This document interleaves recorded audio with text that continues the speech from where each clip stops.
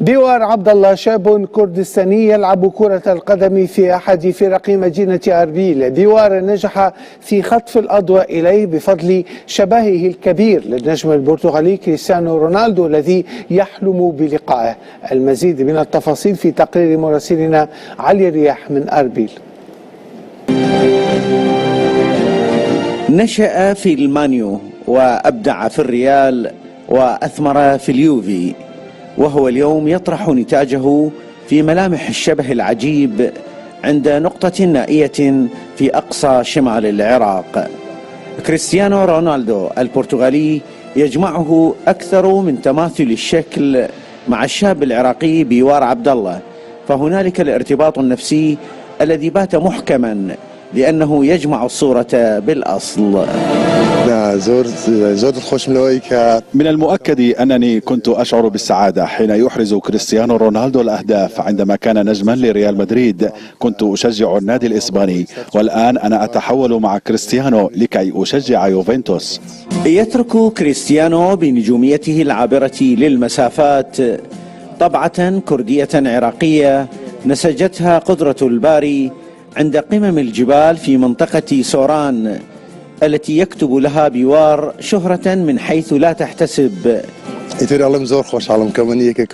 العبارة الأولى التي سأقولها له لدى مواجهته: إنني سعيد للقائك وسعيد لأن لدي شبها بك.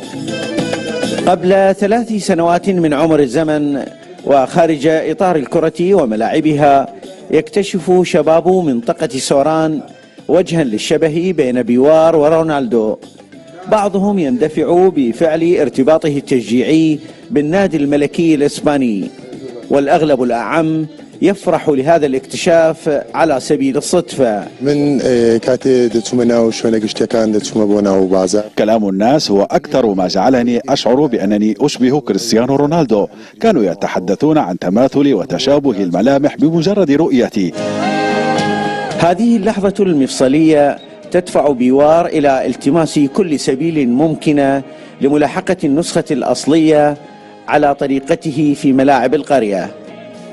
طبعا ديوار اسم معروف هنا بملامحه وشخصيته أيضا بشبهه للاعب المعروف عالميا كريستيانو رونالدو.